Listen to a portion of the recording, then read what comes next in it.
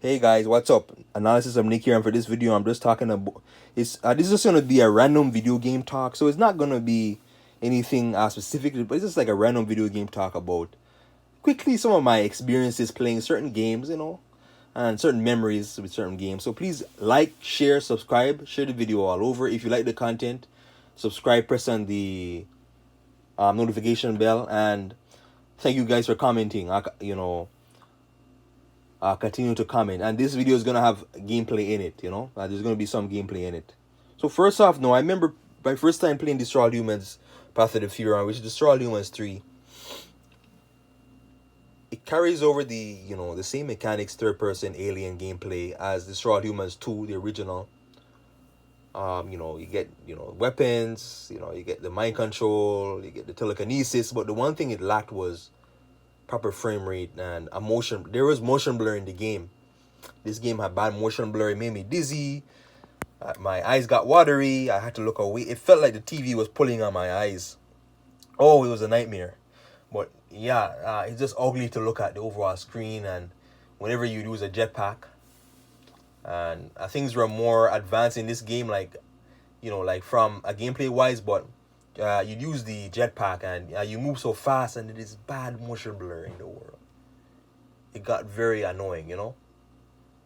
But yeah, Destroy All Humans 3, the motion blur is what really dragged it down for me. If it wasn't for the motion blur, I would really be happy to enjoy this game. It just needed, like less motion blur, and the side missions feel meaningless.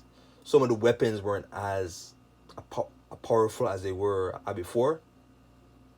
But yeah, like this game had bad. I don't know, like the motion blur and the game was, oh my god. Oh, but Destroy All Humans Path of the Fury now. If you have the PC version, let me know if it's like this. So, random video game talk. Max Payne 3 now. What I really like about the Max Payne 3 is the overall, arcade mode, the arcade mode is like, there's a time trial, so you can basically redo every mission over again. The same missions that you did before. You can redo them over again, and then there's a time trial. So, it's like basically bullet time. So you have bullet time abilities, and whenever you try to go for headshots or whatever, you get more of a bonus, a time bonus, right? So yeah, you really want to go for those headshots, playing it. But I remember one time playing it though, I had no idea what was going on. There's a time trial, and I think with the time trial, you have to actively be taking out the enemies. The enemies they'll be spawning. I like in the same way as the campaign. And if you don't take them out, the time is gonna run out. So you naturally have to take them out. And the more cutscenes sometimes are getting in the way. The sub cutscenes where you're just walking slow. The game is third person, so where you're walking slow, but the time is still going down. So you can't run. So yeah, I had no idea. I didn't know. But yeah, over time though, like when I play the game more and more, you kind of get used to this though. But yeah, that was at arcade modes that they really a plus two, like it really allows for for example replayability, and like I really love the game. Like I play this game to this day, 9 years later, right? But Max Payne 3, another thing too is like when I look back, like it has really good mechanics, controls, right? Movement, very fluent, like how you move. And if I was to rank it, it's somewhere between 10 and 20. So again, a random video game talk. This is random video game talk. Metal Gear Solid 5. I remember my first time playing this. You start out in a coma. You're in a coma, right? And you guys know, right? If you guys are familiar with it, there's a coma. You're in a hospital. You wake up. There's like a 9-year gap. So you wake up after a 9-year coma, and you're kind of confused. There are these doctors and nurses looking at you. It's kind of creepy in a way, but and basically what happens, you guys have to escape this hospital, and there's a whole backstory behind it too.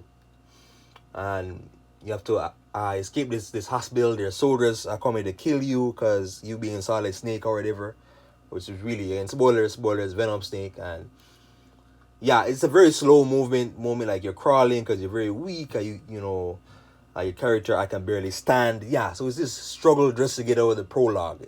It's a long prologue, right? So yeah, there's kind of like supernatural forces coming. There's this fire, elemental shooting at you, and you have to get away like in the ambulance, and then you meet Ocelot, so on. So yeah, it was just a slow, extremely slow prologue. Like I'm asking myself, what the hell is going on? What the hell is going on? Why are these soldiers, why are these soldiers trying to kill me? But yeah, as the game goes on, like like you understand it more and more. So random video game talk, random video game talk. Dante's Inferno right beside it.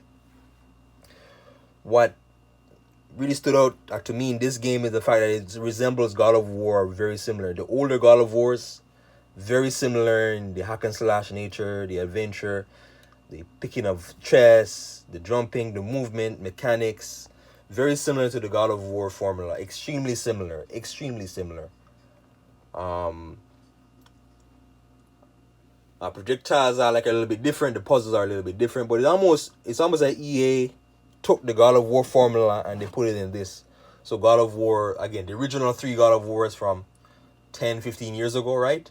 It's almost like they took the formulas like from those God of Wars and they put it like in this game. But yeah, Dante's Inferno, it's still like a really good impressive game. Plus for $9 too. $9. Yeah, great price. So again, random video game talk. And if there's one game that really stands out like above like all the games I played, mostly Skyrim. Skyrim, one of the most popular games of all time. Skyrim because, again, when I first played this game, I had no idea. Well, like it was recommended to me, and it was back about 7 years ago, and then there was the limited edition which came with all the DLC, but like I didn't really understand it, right? So I just got the standard edition because it was cheaper, much cheaper. But with Skyrim, right? What Skyrim really does well, I didn't know that at the time, is the amount of content in Skyrim. So the content, the potential for the amount of content is just so high. There's so much in there. There's lots to digest in the game. And like when I first played the game, I didn't know anything. I didn't play any of the previous Elder Scrolls, right? So I was kind of lost. You get used to the leveling up system. There's the healing ability spells. You get the spells. There's your character. I can choose different races like of your character, and they have different advantages, right? There's and there's a first person and third person view, which like I found out very early like in the game. But just the amount of content in the game, and it's like when I first played it, it's like no way am I gonna finish this game. No way. It's just so vast and big, and lots to see in the game, tons to see in the game, but tons to see, tons to do, lots of ways to use your different abilities, your powers, your swords, dual wheel axes, dual wheel swords, heavy axes, heavy swords. There's even like certain type of mind control spells, right? So cool, very cool, and like I always go back to this. I keep going back to this game, Skyrim. The only thing that really upset me about Skyrim was the long loading screens, incredibly long. That's why I got the remastered, right? So again, just random video game talk. If you're still in the video, random video game talk. A little bit something here now that really stands out is Resistance 3. Resistance 3 for it being that first person shooter game that was for the PlayStation exclusive, only for PlayStation. Now, like I didn't have PlayStation Move, like I never had. I believe that's the one where it's like it follows your actual body movement, so the controls is linked to your body movement through these cylinders. But anyways, Resistance 3 had this thing where it's similar to Doom in that you're just killing endless waves of the aliens through this alien invasion. And what I love about it too, playing the game more and more, I found out that there's this mutator weapon. The mutator weapon is so cool. You can basically you fire it and it's a crowd control, so all the aliens get sick. Like it makes the aliens get sick. The Chimera, it makes them get sick, and you do this over and over and over again, and once you sometimes there's like a chain link. So once you infect one, they'll run, and then they'll infect other hosts there. But yeah, this Resistance 3, man, this game very impressive shooter. Just a little bit, whenever like I go back to it, is like some of the movement and mechanics will be a little bit, fluent, more fluent, and you could move a little bit faster. But yeah, overall, like, great game. Just a great game. I wish we would see a Resistance 4. It's one of the sequels that I really want to see. For the so I just see like kind of like Sony's FPS game, but yeah, Resistance 3, it's amazing. Insomniac makes some great games. Random video game talk, guys. Random video game talk. This one is going to be like spoilers quickly. But Spider-Man PS4, when I play Spider-Man PS4, in my opinion, this is the perfect adaptation of Spider-Man. The perfect adaptation of Spider-Man. Spider-Man, struggles of Spider-Man, like he's very a grounded, realistic take on like a superhero, and like he has a life struggle, paying rent, a girlfriend troubles, finding a job and all that, and money, that's why. But this one is a more a mature Spider-Man. It's not Tom Holland. It's a more mature Spider-Man. And spoilers, right? Spoilers. So skip ahead a little bit, but like in the story, Dr. Octopus. You're working for Dr. Octopus, and he's a classic Spider-Man villain. So Dr. Octopus, knowing who he is, right, he's you kind of knew that the guy that you were working for is going to get corrupt, or he's going to become like a villain. But I was surprised playing the game that he was the main villain like in the whole story. The Sinister Six, Mr. Negative, Rhino, and Scorpion, all of them, Vulture, Electro. Very well done, Spider-Man story. Extremely well done. I still go back to this. Now, still go back to it. It's only 4 years old, but with the new Spider-Man coming out, I'm not sure next year or the year after, it's going to be epic. It's going to be epic. Getting that day one. And I didn't even get into like the mechanics of swinging, but yeah, it's so amazing. Like, the combat, I know the overall combat combos could be a little bit more better, but the swinging, the agility, the movement, the jumping, it feels so smooth, very fluent. So yeah, again guys, random video game talk.